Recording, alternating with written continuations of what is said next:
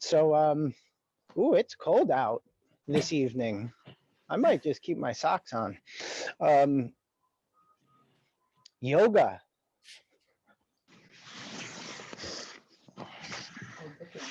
So I think what we want for today, for this class, we're going to be looking at a ball or a block or whatever you use as a proxy to those, a strap or a pole, and right, that can be a broomstick or a mop handle. Why don't they call it a mop stick if they call it a broomstick? It's kind of the same thing. Or why don't they call it a broom handle? They probably do call it a broom handle. Anyway. Why do we park in driveways and drive on parkways? Exactly. These are the things that get me at the wrong time. Okay, ball, stick, 2 blocks, which aren't a total necessity, but are definitely good to have. And I do believe that's going to be it. So again, just to reiterate, we each class have we have 2 classes a week of each subject, and each successive class is an echo of the first one that week. So we're kind of repeating material that we covered in the first evolutionary, except before we did more deconstructions today. We're going to do a little more rubber meets road. So we're going to actually explore those poses and then see how we feel about it. Yeah. So I think what I want to do is start this class on our backs. Supine.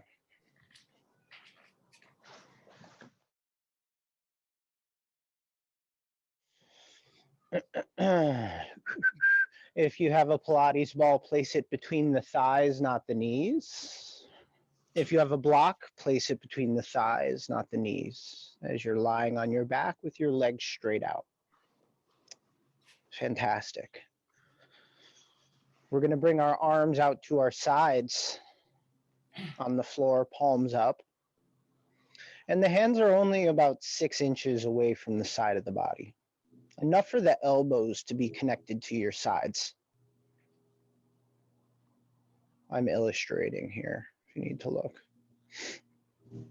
So now what we're going to do is we're going to find our mountain pose. And the way we're going to do that is we're going to first bring our attention to the feet.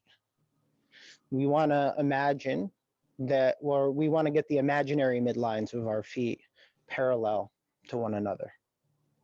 Internally rotating the feet and the legs to do that. Good. It's as if our feet were, the soles of our feet were on a wall. The feet are flexed, so we're feeling the fronts of the shins, the tibialis muscles engage, the kneecaps are pulling onto the legs. And now we're reaching our heels past the foot of our mat. So we have this elongation in the legs. Good. Now we're moving up to the pelvis, so we'll start to draw our attention to the breath. We're going to inhale, expand the entire rib cage and belly in all directions, and then you're going to exhale, and you're going to lift the pelvic floor, the Kegel muscles, and you're going to wrap the deep abdominals around the waist, and you're going to draw the ribs in. And let's just do that a few times, just that kind of intrinsic pendulum, inhaling to expand and exhaling to connect to your Mula and Uddiyana Bandha. We've got about a 65% mountain pose here. We'll draw the attention to the shoulders now. We're going to actually draw the shoulders down the back, away from the ears. We're going to put that same elongation energy in the arms, all the way down through to the fingertips. So we're spreading the fingertips long and wide. And then finally, we're reaching the very crown of the head away from the heels, while the chin draws in toward the spine. Everything is elongating and everything is connecting. That includes the breath. So we have an internal and an external mountain pose on our backs. Let's do this for 2 or 3 more breaths. And then we're going to increase this action, all of these actions, so much that the legs and the arms, as well as the head, float off the ground. So we're in low boat. Yes. Now we want to think of this not as lift, but as elongate. How much can you reach your limbs and your spine long to the point where you get that sense, that idea that you are floating? And just play with that. I'm going to have you play with that for, I'd say, 2 minutes, 3 minutes time. So go up there, feel that deep connection, feel that sense of elongation all throughout the body, and then rest when you need to. From what I'm seeing here, everyone looks good. Keep that internal rotation in the legs. That helps you connect to the core more. We definitely felt that in our core class this morning. Flex the feet so that the fronts of the shins engage as well. That whole front line of the legs is connecting there. Feel the pelvic floor muscles lift on the exhale. I'm just giving you little things to focus on. Pull the ribs in. I'm going to give it 2 more breaths here for you to inhale to expand, exhale to connect, and then find your exit out of it back in a connected mountain pose. And just for a breath or two, notice how similar those 2 poses are. Good. All right, so from here, let's bend our knees and flat our feet to the ground. I want to bring in our staff for our bridge. I think we did this in core. We did this in one of our classes here. I must refer to the curriculum. But I have the ball between my legs, and I have that ever so slight internal rotation in the legs. I'm holding on to my staff here. It's underneath my legs in this position. Let's do this palms up, just so that we can get that external rotation in the arms. Good. So take a couple breaths to set up a real solid mountain pose in the arms and in the shoulder girdle and in the intrinsic core. I'm going to have you press your feet into the ground, squeeze your ball or block, keep that core connection, and start to bring in that glute connection until you're in bridge position. Once you're in full bridge, really double down on that tailbone to belly action here. Breathe deeply. And then you're going to use the bar to spread the chest by keeping mountain pose arms, but pulling the hands away from each other on the bar. While you do that, keep the connection in the ribs. So draw the ribs in, try not to over flare. And then finally, without moving your feet, you're going to pull your heels toward your pelvis to connect the glutes and the backs of the legs even more. So what you should be feeling right now when you're doing this is total connection throughout the body. Backs of the legs, the entirety of the thighs. You're feeling the whole shoulder girdle and pelvic girdle connecting. The bar is behind you, Dan, under your legs. Try that. Palms up like this, bud. Take breaks as you need to, everyone.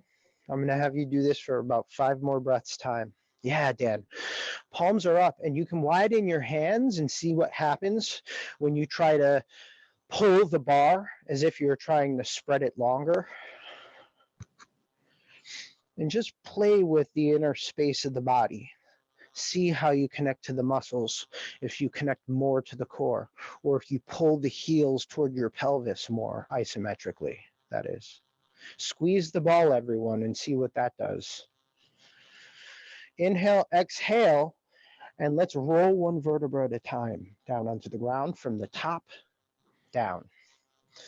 So a gentle spine roll, spine segmentation down to your back, and shake it all off. Give yourselves a round of applause.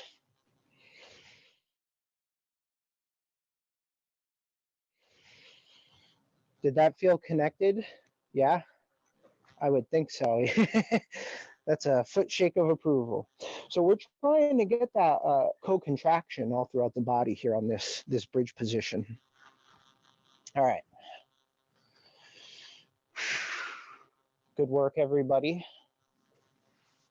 Okay, let's do a locust pose. But before we go into locust pose, I want you to, we've done this before in class. We're gonna go low boat to locust for today. And I'll show you what that looks like. I'm going perpendicular on my mat. All right, I'm in mountain pose. I'm striking a low boat pose. Good energy in the legs, internal rotation in the feet, ribs are in, arms are long. The idea for me to get to locust, that means I have to keep that connection in the body. It requires me to do a side bend, a twist, and a cat to stay controlled as I roll onto my side, maintain mountain pose in the limbs, and then control myself down onto my stomach for locust. We'll hold, we'll breathe, and then we'll work to return back. And that requires a side bend, a little bit of that intrinsic twist in the core, and mountain pose limbs. Wow.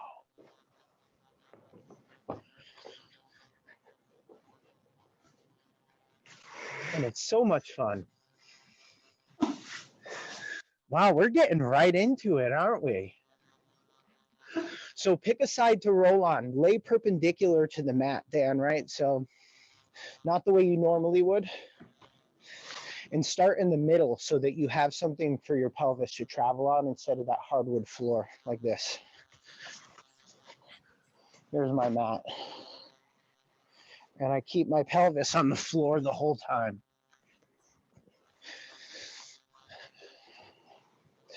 All right, so let's start on our backs. I'm going to cue you through it. Oh, you're playing with it? I want to have you do one roll with my cueing.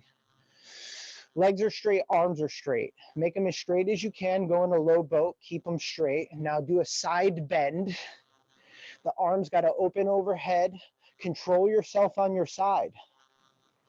Once you stall on your side, then you know you can roll onto your front. And the limbs are doing the same thing, even though they're in a different orientation, right? The spine's an extension, but you have mountain pose arms and legs, no matter what position you're in, actually. You have mountain pose arms and legs. Now play with this on your own time.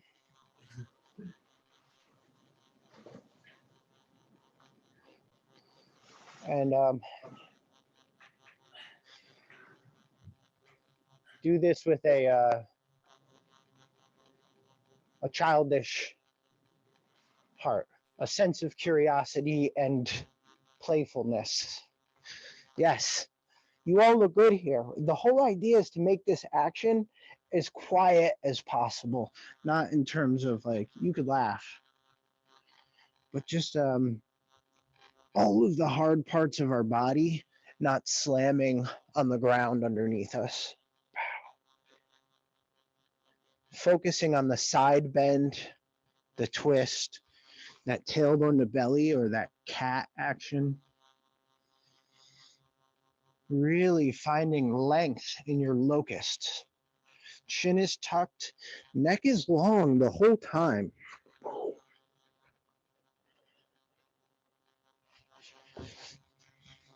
All right, we're going to give it about 30 more seconds to rest or shake it off. But what this movement is it's a complete core class, all in one movement. We're hitting rectus abdominis. We're working transverse connection. We're working the obliques and the quadratus. We're working the glutes and the hip flexors. Rest it, shake it off, and windshield wiper the knees left to right.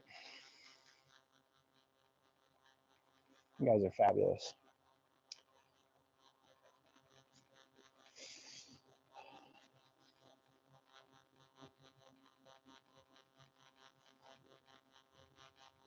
So mountain pose is the blueprint pose, right? That is kind of the scaffolding, the blueprint for all of our poses. Mountain pose, the more that you can strike an active mountain pose, the more it'll help you with balancing, the more it'll help you with core connection. It's not just an aesthetic action. All right, let's come to standing.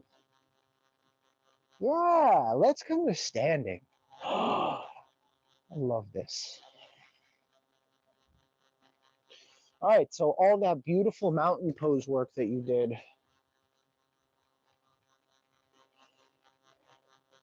Oh, we got a double Dan in the house. I'm getting, yes.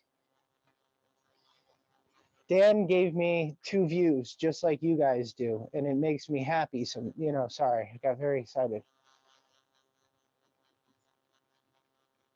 Dan, are you giving me? I am. I'm getting a front and side view. All right, so we're going to go through a little flow here. And the reason why I say it's a flow is because we're going to connect poses. So we're going to find our mountain pose standing first.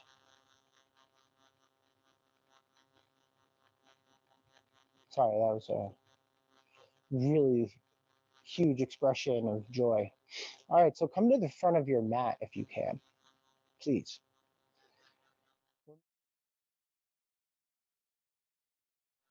Remember where you were when you were lying on the mat and what you were doing here. So we're taking all of those same internal actions in the body. We're going to take a look at the feet, and you're going to take a look at the split between the second and the third toe, and that split is the midline of the foot. Follow that split up the foot and the legs, and let's get those 2 lines in the legs parallel to each other. Kneecaps on legs. Feel the hamstrings and glute connect. Start to breathe deeply. We're expanding the rib cage, posterior lateral breath. When we exhale, we're lifting the abdominals and drawing the ribs in. And we have that same elongation in the arms. So this is an active pose.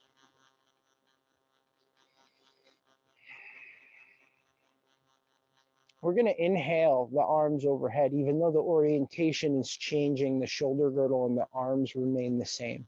From there, what I'd like you to do is press the balls of the feet into the ground and lift the heels off of the ground. We really have to focus on mountain posing the legs in order to be able to sustain balance in this position.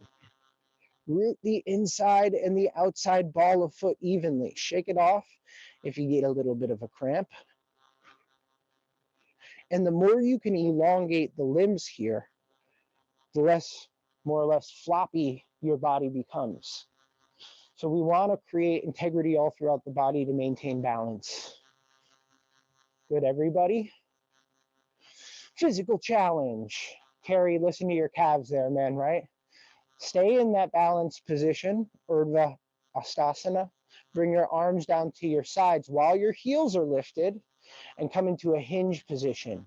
Not a deep hinge. Think of it as a half hinge. Good. Now, hinge is mountain pose. We know that. Hinge is mountain pose bent at the waist or at the hips. Keep evenly rooting the inside and outside ball of each foot. Slowly lower the heels down onto the ground.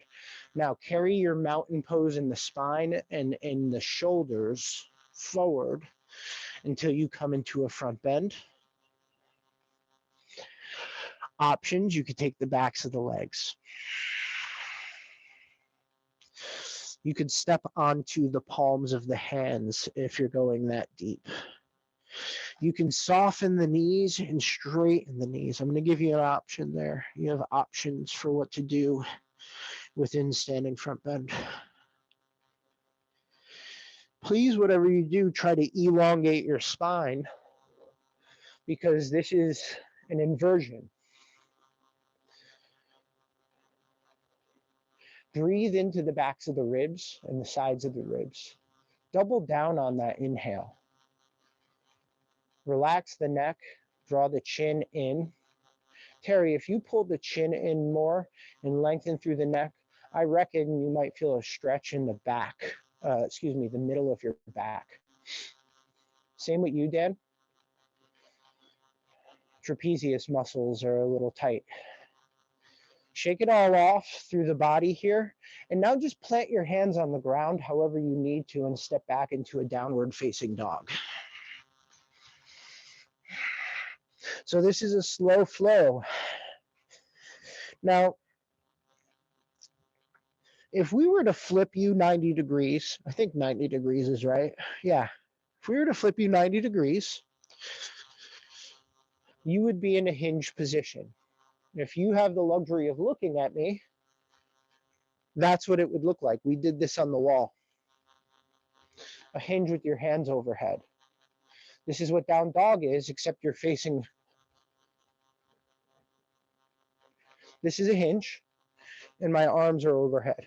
It's down dog. So essentially, that's what we have, except we're facing the ground. Again, hinge is mountain pose, bent at the waist. So mountain pose of the feet and legs, knees on legs, ribs in, breathing through those ribs that are under tension by abdominal connection. Shoulders down the back, away from the ears, and triceps on arms. Yes. What you're feeling in the body should actually translate down through to the fingertips. So we're spreading the fingers. And remember the 3 rings of connection. You're grabbing with the outside of the palms, the mid fingers, and the fingertips on the floor. Keep breathing deeply here. Now, spine roll, okay? Lift your heels high from this down dog. Tuck the tailbone and you'll feel your low spine round out. And we're going to roll the spine from the tailbone all the way through to the top of the head. And that should place us in plank position. That's how you know that the distance between your hands and your feet is on point. And if you feel like you've overshot it or undershot it, then make the adjustments you need to when you're in plank.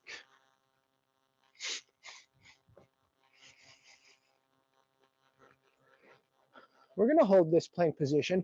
I'm not worried about it. We haven't done that much plank today, so it's okay.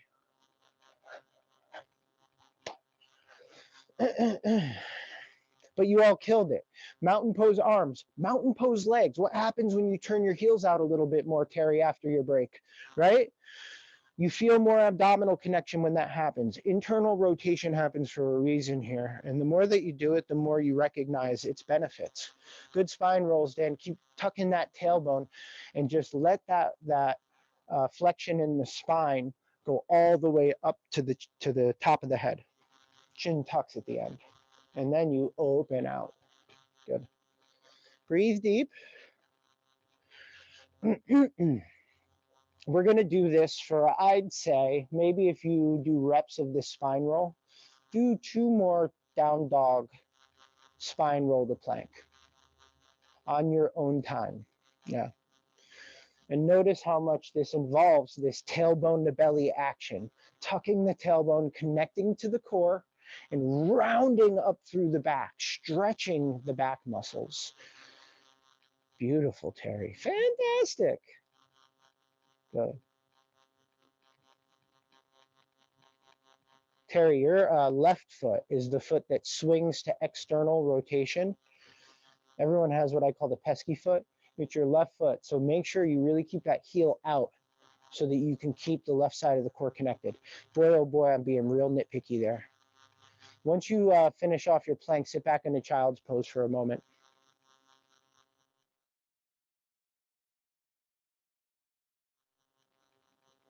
I want you in child's pose to do some wrist care. Circle the hands, circle the wrists, massage the forearms. Good. And then we'll proceed.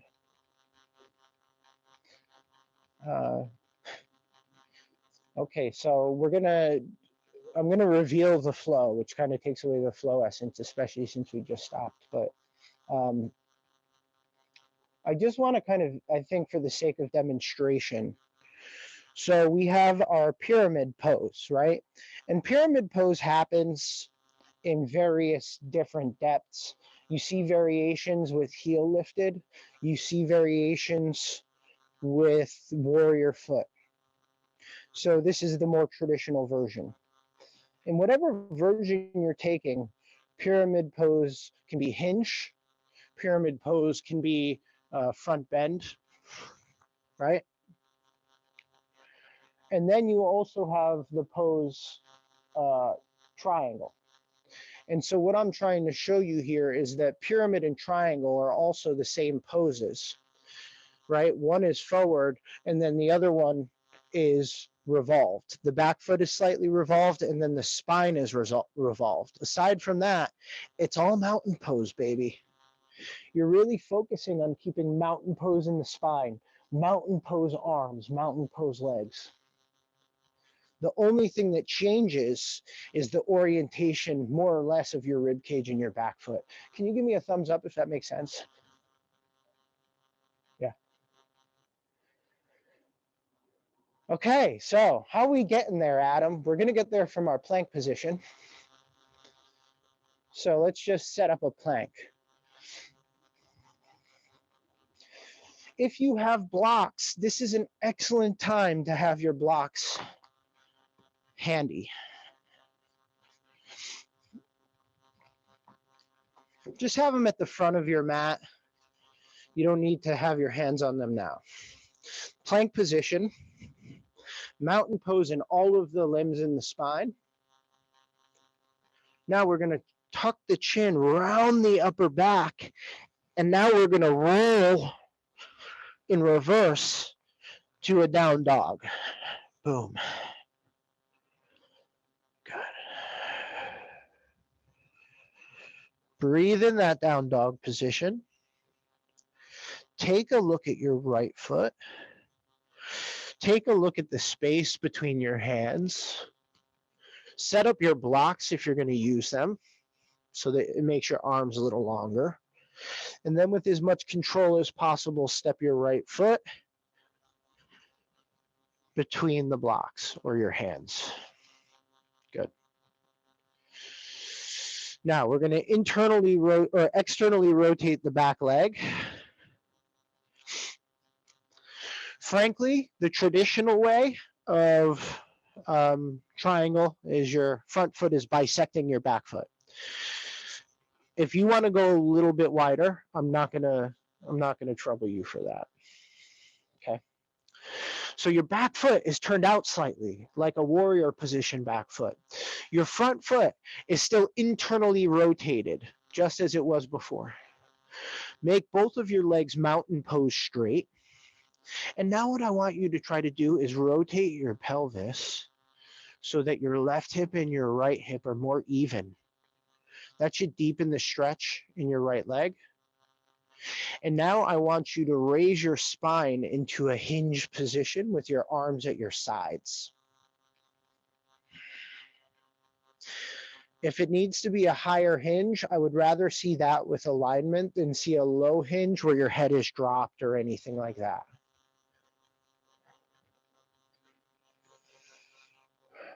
Okay, good.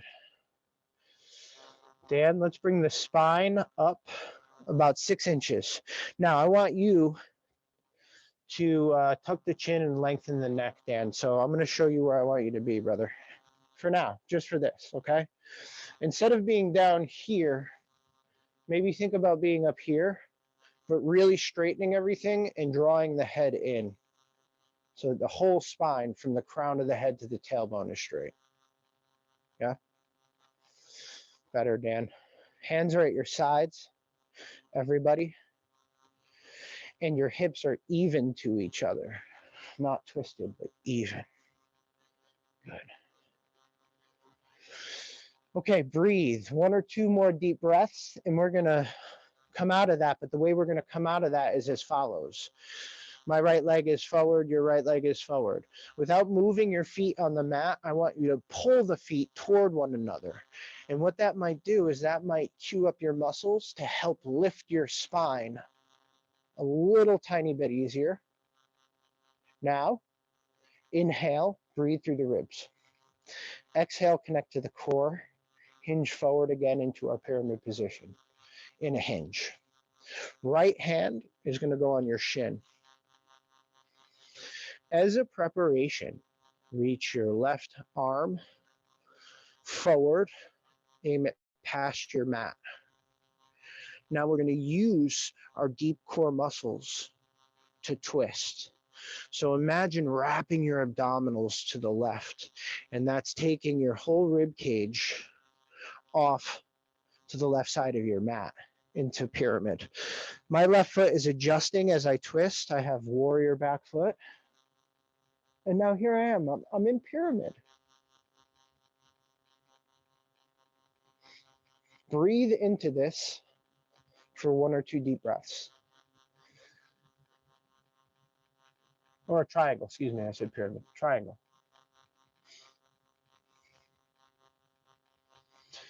Okay, good. So Dan, take a wider stance, my friend. Like a step a foot back. Yeah, try something wider so that it gives your pelvis a little bit more room to twist.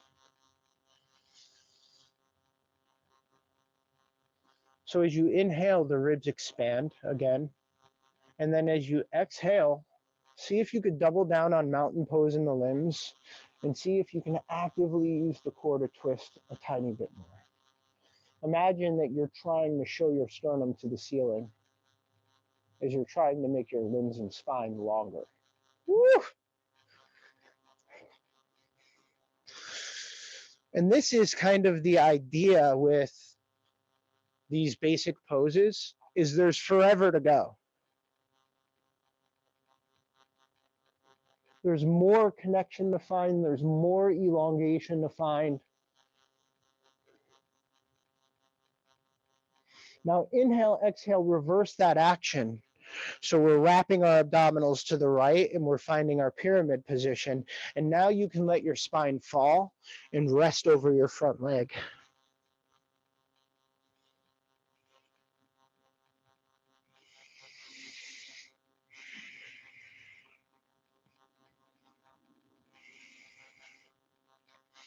Place your hands on the mat, step back, plank position. Woo. Left foot's going to be the foot now. Tuck the chin. We're going to round the upper back. We're going to round the middle back. We're going to round the lower back and tuck the tailbone to find ourselves in our downward facing dog.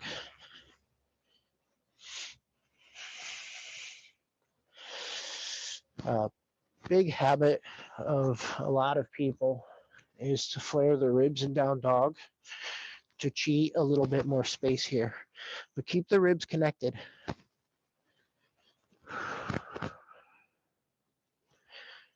Okay, excellent. Now let's tuck the tailbone, roll forward back into our plank, and then left foot steps between the hands. Good. And then that right foot, you can cheat forward and turn out. And we're going to find our pyramid footprint.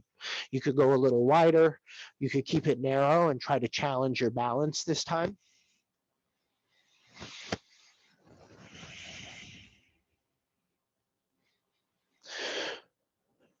Perhaps you'll put your hands on blocks to lengthen the arms. And if you do have your hands on blocks, this can allow you to try to tilt the pelvis, twist the pelvis a little bit more. I'm doing it now. The front leg hip is going to come forward. That's what happens in this foot position. But the idea is we want to sort of resist it, even though we know it's a consequence of the pose. Okay, good. From here, let's find our hinge position. I'm in a more balanced, narrow position. I really have to double down on the elongation in my limbs to sustain the narrow footprint pyramid hinge. I'm gonna come out, I'm gonna take a look at everybody. Good. Terry, Helene, awesome. Helene, what happens if you bring your palms toward the ground like this instead of this? Yeah, so like this, so that you can roll your shoulders back a little bit more and open the chest. Good, pull the ribs in. Good, Dan. Energize the arms a bit. Bring them right to your side. Yeah, okay. One more deep, steady breath.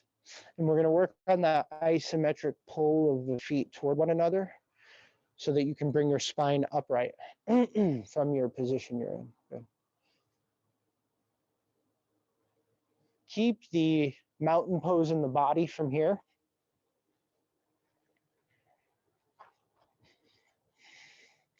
From this standing position, we have an opportunity to really focus on turning the hips even.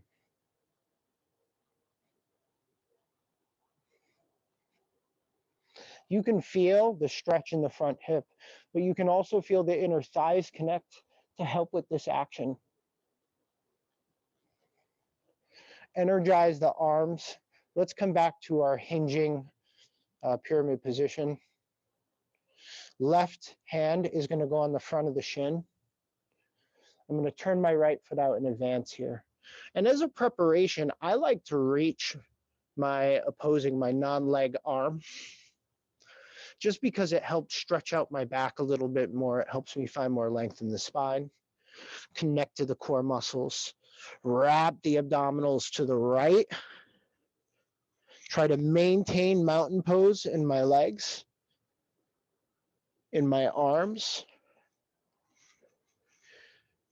I'm directing my drishti, which is my gaze, up toward my fingertips. Kneecaps on legs for this one, if you can. I'm getting a tickle from my microphone.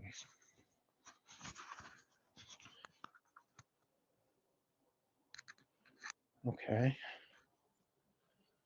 Looking good.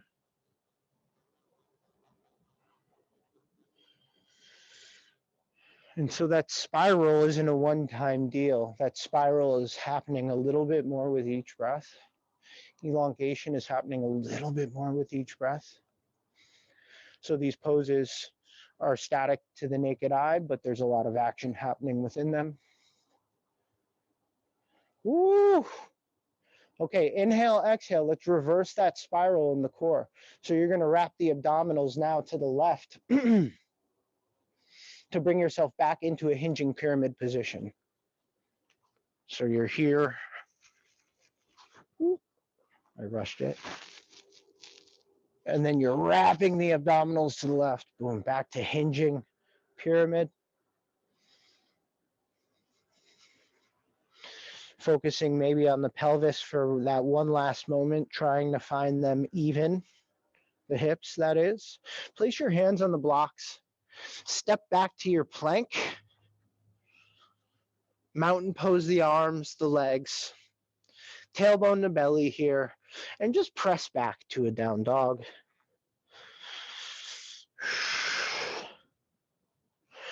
And then take one big bold step forward with one foot and another to return to your mountain pose position, upright. And shake it all off.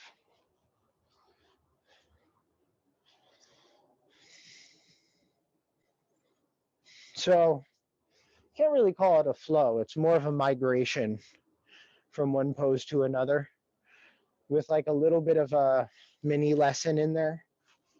Are there any questions about what we just did? Does anyone not understand that that kind of correlation between pyramid and triangle pose? The one being a revolved version of the other, but they have the same soul, man. Essentially. Yeah. Mountain pose. All right, so just like clumsy segue, clumsy segue, clumsy segue, are my favorite, well, one of my favorite poses, lunge and extended side angle, right? Right? Lunge is just, extended side angle is just basically a revolved lunge. So I've warmed up a bit, so I'm going to take the socks off. They say it is sacrilege, but I do need to keep my tootsies warm. All right, have your staff of Hanuman on the like nearby.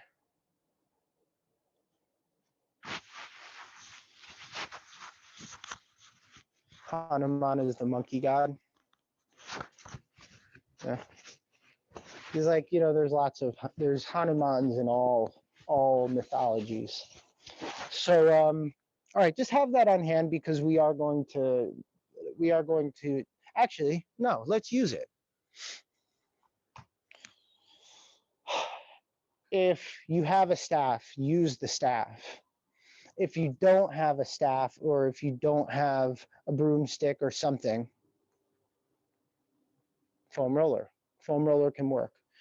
Just know that we're just going to use it a little bit to assist us to find poses a little bit deeper. I'll try to cue for you. If you didn't have anything or any substitute, you're still going to be fine. Doesn't mean you can't do what we're doing here at all. So let's just find a mountain pose. If you are holding on to the staff, hold it behind you. Good. All the same rules apply with all the mountain poses we've done. Holding the staff, you have the opportunity to grab the staff and try to pull it longer, really to connect to those muscles in the shoulder girdle. So we're all in mountain pose. Now from here, what I want to do is do a slow, controlled step back with the right foot. So we're going to soften our left knee. And I want you to take about 10 seconds to reach your right foot as far back as you can. We've explored this in the class I called Transitions. It's called Skater's Lunge. And you'll step as far back as you can in controlled fashion while keeping mountain pose in the arms, holding on to the staff of Hanuman. So basically we're in a high lunge now. Can you lift your heel high off of the mat, draw the kneecap onto the leg and keep the hips even, as well as keep the shoulder girdle engaged? And then in one swift movement, on 3, we're going to step back forward to mountain pose. 1, 2, 3. As controlled as possible. Are your wrists bending back, or do you have power wrists? Just something to check in on. All right, reconnecting the mountain pose. Inhale, expand the ribs and belly. Exhale, soften the right knee now, and we're going to reach back slowly with the left leg. This is our skater's lunge. This is also warrior 3, essentially. A slow warrior 3. Reaching as far back as you can. Land in your high lunge. Knee over ankle, but your front leg is still internally rotated. It's still in mountain pose position. Draw that back leg as straight as you can and lift the back leg heel up. Draw the ribs in and keep pulling on that staff. By now, all the muscles in your shoulder girdle should really be feeling connection if you've been holding that this whole time. Breathe deeply, even the hips.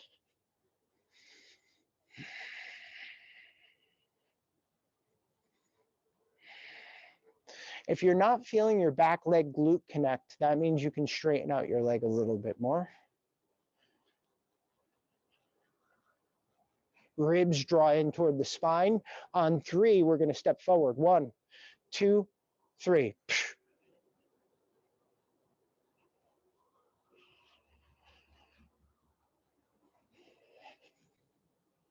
Shake it off. How'd y'all do there? I'm going to watch you this time. I'm not taking your word for it. All right, so let's get the hands. You know what'll help? Give yourself a little extra space. Your palms are forward on the pole. Your wrists are good and straight. Yeah, okay. Milan, that's good. That's good. Yeah, that's good, actually. I like that. All right, so mountain pose connection. We're going to step back with right leg first. Soften the left knee. 10, 9, 8, 7, 6. Keep reaching. 5, 4. Hinge forward. That'll get you further. 2, 1, and land. We're in our high lunge position. Now here's what we do.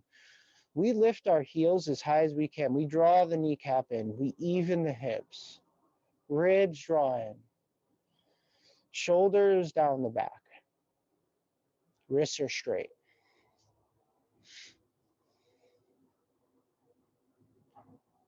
Keep breathing here. And what I want to see is a crisp landing. So when we were stepping back to high lunge, we were controlling it. Now we're controlling it. We're just doing it in a eccentric kind of action. Ready? Set. Eccentric, I should say. Go, bang. Yes. Beautiful. Stuck mountain pose. Milan, I'm giving you the gold star because that actually looks more difficult to me. But it does the trick. You're able to use that prop to connect to the shoulder girdle muscles. But I'll never tell you if you're accidentally doing something more difficult. Okay, so left foot we're stepping back with now. So we are softening the right knee. And we're reaching back. What the hope is in 9 seconds, we're going to land on the balls of our feet. 6, 5, 4, keep hinging the spine forward, keeping the arms and spine straight. 2, 1, and land.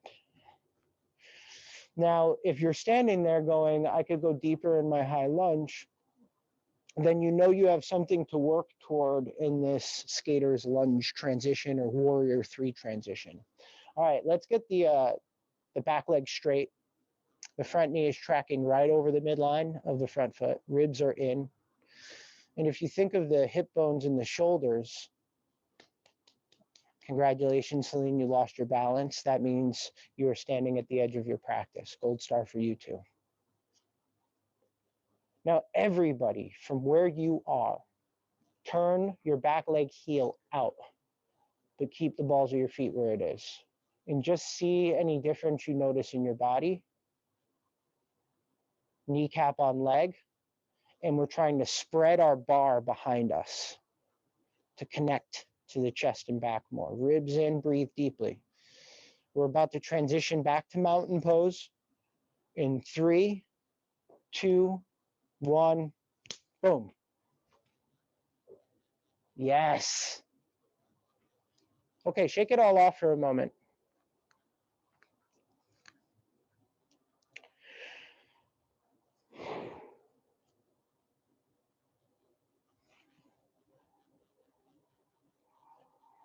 Good. We still got gas in us, right? We're still ready to rock and roll. So I want to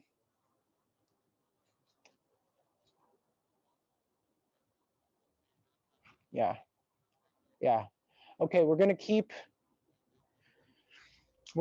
the staff or a foam roller or a broomstick. We're going to stand in mountain pose to begin with. We're going to draw on our staff. Or Milan, you'll pull your arms on the roller and draw your shoulders back. Let's get our feet about shoulder width apart. I want you to draw the hips back and the spine forward. Tailbone and crown of head are long. So we're in athletic hinge.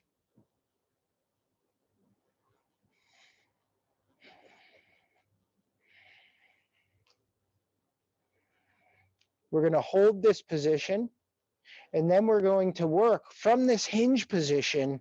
We're going to work our skater's lunge with the right foot. So we're going to shift our weight into our left foot a little bit, about 70% weight into our left foot. Then we're going to take the rest of the weight off of our right foot and slowly 9, 8, 7, 6, reach, 5, keep hinging, 4, 3, 2, 1, land into your lunge. Set up your high lunge, draw the ribs in, keep pulling on your staff there that's behind your back, or keep squeezing on that foam roller, Milan.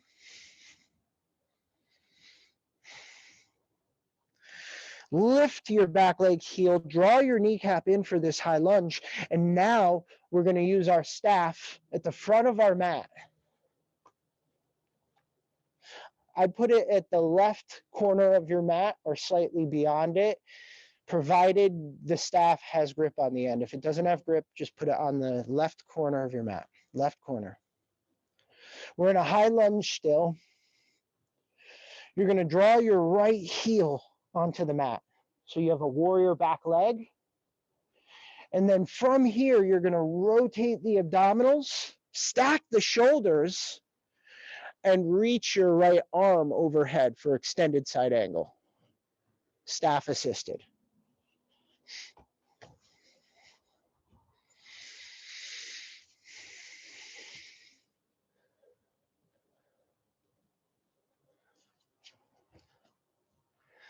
Good. Now, if you have the staff, here's where things get a little bit spicy. You can hold on to the staff with both hands, and you can encourage the twist a little bit more. And that's the ultimate benefit of having the staff. You can rotate your sternum up for this extended side angle, and it's the same action as we did in our triangle.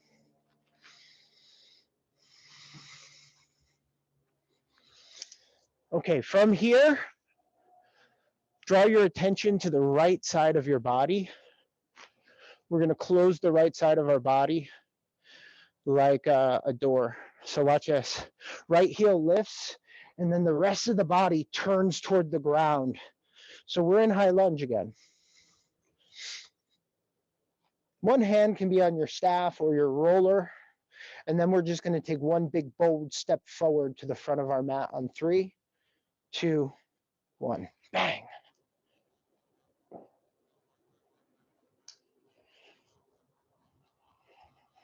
Shake it off.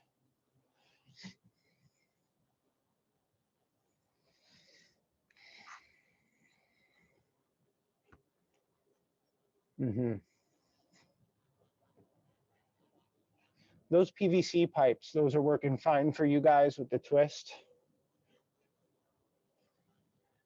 Yeah. Yeah, it just gives you that little bit of ability to open up in that side angle position.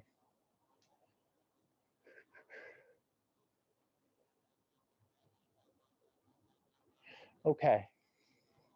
We got another side to do real quick. Let's put the staffs and the accoutrement aside for this one. Because I want to emphasize just on this time around, I want to emphasize the similarities between the two, because it helps us on our own practices. So let's start with the shoulder width mountain pose. So feet are shoulder width, arms are straight and strong, chin is tucked, neck is long, kneecaps are on legs. Good. From here, we're going to bend the knees. So this is a squat in the legs at this point, right? This is a squat, but we're hinging the spine forward. Arms are in mountain pose. We're evenly rooting both balls of feet,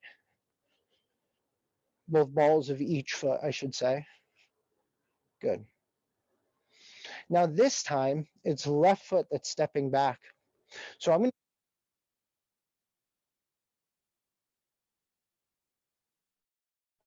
keep the alignment and the integrity elsewhere throughout the body. Hold that for a minute. Good. Lower. This is one good way right here. Oh, we lost. Wait, can you hear me? Because we lost you. How about now? Better. We Okay, lost you cool. for a Yeah. minute. You know what? My battery died on my Okay. mic. Thank you. I can hear you now. Thanks for the heads up. All right, well, you got excused there. Let's go back to our athletic hinge. Can you hear me now? Okay? Yeah? All right. So here we are in athletic hinge. We're shifting the weight to our right leg. And what I was saying was this is a really good way to practice things like your single leg squats and that kind of thing. From here, we're going to fully take the weight off of the left leg and start to slowly reach back. 10, 9, 8, 7, 6, 5, 4, 3, 2, 1. High lunge. So we're straightening the arms. We're drawing the shoulders down our backs. We're trying to keep the hips even by turning the back leg heel out and pulling the kneecap in. Another thing that using props like sticks does when we're holding on to them behind us is it should help us feel those muscles that we want to use in our chest and back in this position when we're not using it. The prop, that is. Good. So we're still holding mountain pose upper body. What I'm going to have you do is take your right elbow on your right knee this time. The back leg, the left leg, is going to externally rotate so the heel comes down. Good. This is basically all the same shapes as we were doing in high lunge. Our orientation has changed. And then the reality is with extended side angle, it's not what the arm is doing that makes it extended side angle, it's what the spine is doing. So tuck your arm behind your back. And now just peel your left shoulder open. You're directing your gaze up at the ceiling.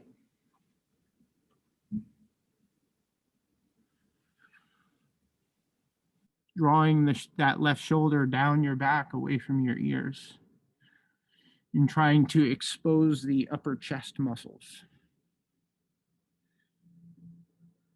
The whole spine is twisting. Yeah, from tailbone sacrum to the crown of the head. And also, we're elongating our spine too. Not an easy pose, is it now? Knee over ankle so that you're feeling the outer hip connect as well. And now you're going to unpeel that left shoulder. So it doesn't mean slamming back into position. It means using those intrinsic core muscles to return there with control. Your back heel is going to want to lift. Allow it to lift.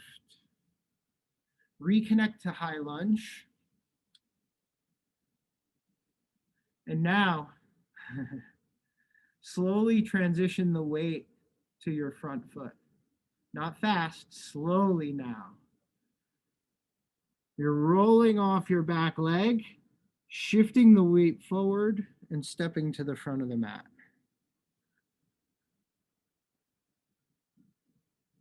Boom. Did you finish in mountain pose? And release. Good. The only reason why I asked that isn't just to be a jerk and ask rhetorical questions, but if I ever get kind of confused a little bit in a practice that isn't being led by me, I just kind of check in with myself and go, am I doing mountain pose? Is this one of those things that begs for mountain pose alignment? And a lot of the time that'll kind of get me where I need to be. So, and it lets me know that I'm staying supported within that practice. Okay, everybody. So let's just stand at mountain pose at the front of the mat. What time is it here? Woo-wee.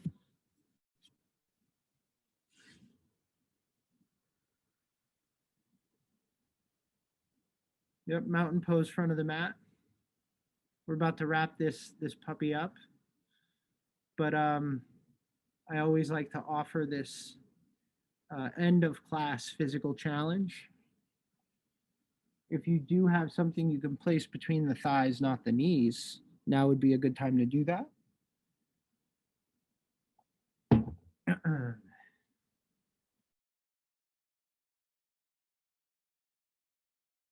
Feet are hip width apart, or whatever the width of your object is. We're going to take a chair pose. So arms are going to come forward, hips are going to slide back. We're going to squeeze the object between our thighs, breathe deeply. You're going to keep squeezing and keep lowering, keep squeezing, keep lowering. Try to keep your feet flat on the ground until you're in your lowest chair possible.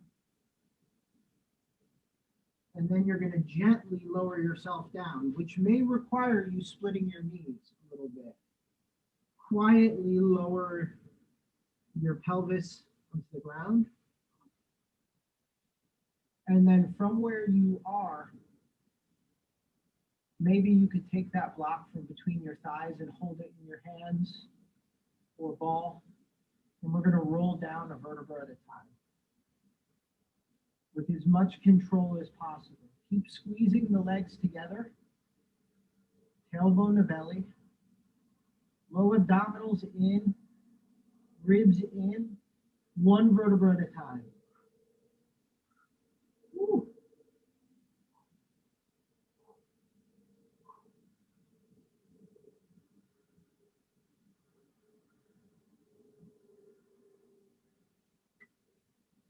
And then release, straighten out the legs.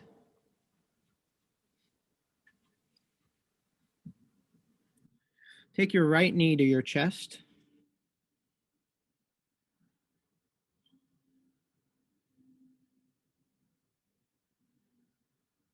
Draw little circles with the right knee. Right.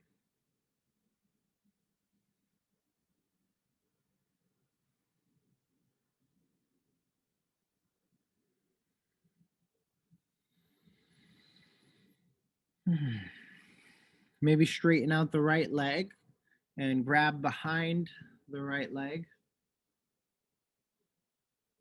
Just to straighten it out a little bit. Stretch out calf, hamstrings a little.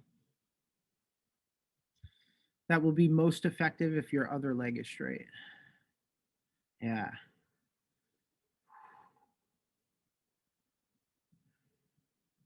Release that leg. Draw left knee to chest. Perfect.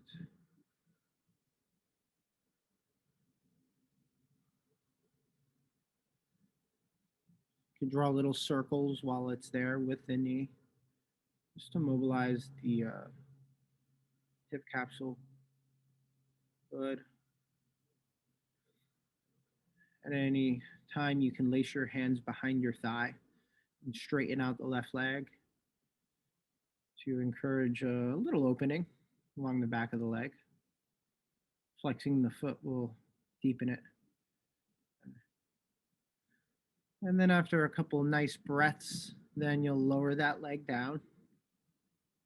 Windshield wiper the knees left to right.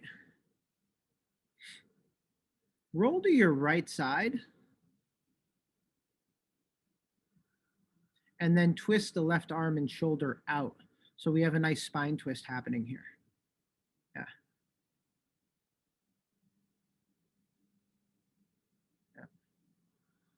Yeah, you can take that that left leg up like Dan, that's good, man. You could stack the legs also. So any variation of a spine twist you want to take right now, it's yours. Whether the knees are bent and stacked or the legs are split, that's all good stuff.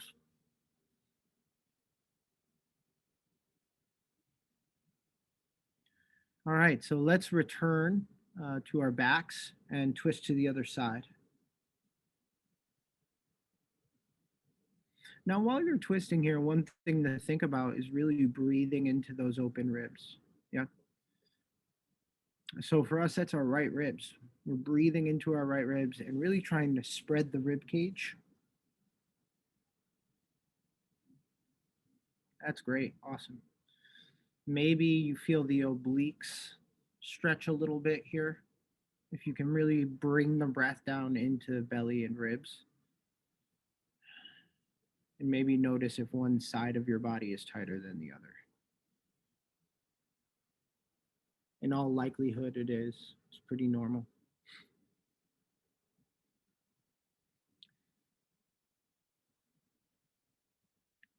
When you're ready, we'll bring our knees back up to center.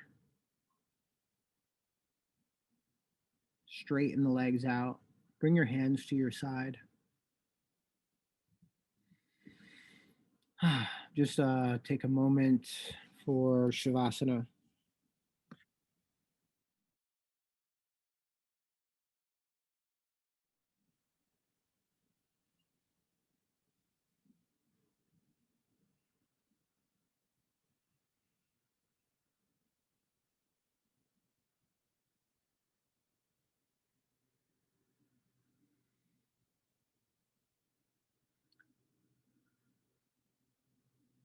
And really, this Shavasana, this corpse pose, is a time of complete unloading of the tissues.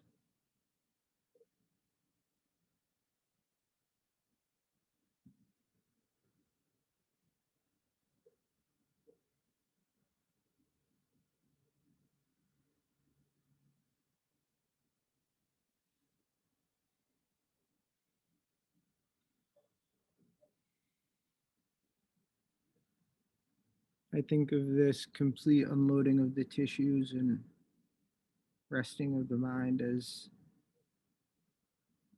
an opportunity to let down the force fields a little bit.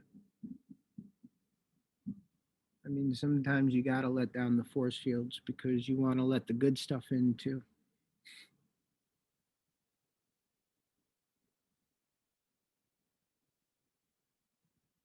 So we're inhaling and we're expanding through the ribs and the belly. When you're on the ground, you can feel your low back and your rib cage expand on the ground. And when you exhale, you can feel your body lighten.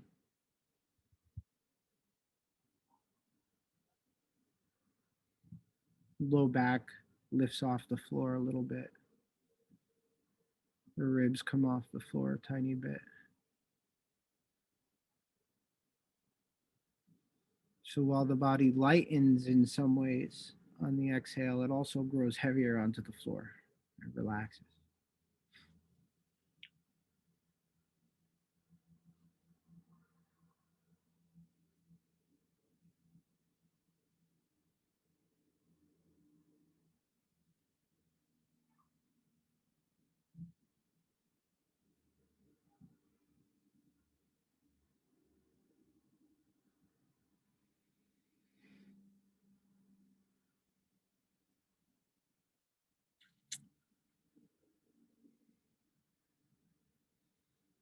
I think out of all the poses that we practice today, just given what's happening in the world right now, this is probably the most valuable pose because My limbic system doesn't really know how to deal with information like this.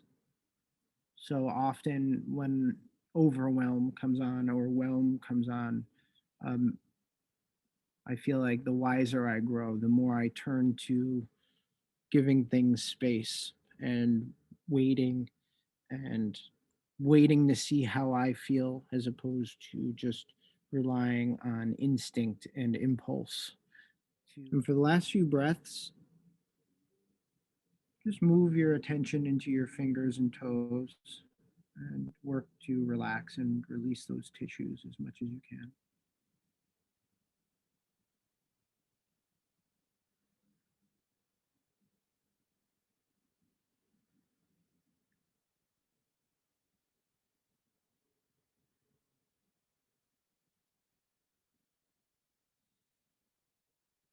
Try to release the musculature of the face, the jaw, the forehead. And then bring some movement into the fingers and the toes. And windshield wiper the knees left to right. And pick your favorite side to roll on and roll to the opposite. And slowly, with control, press yourself up to a seated position.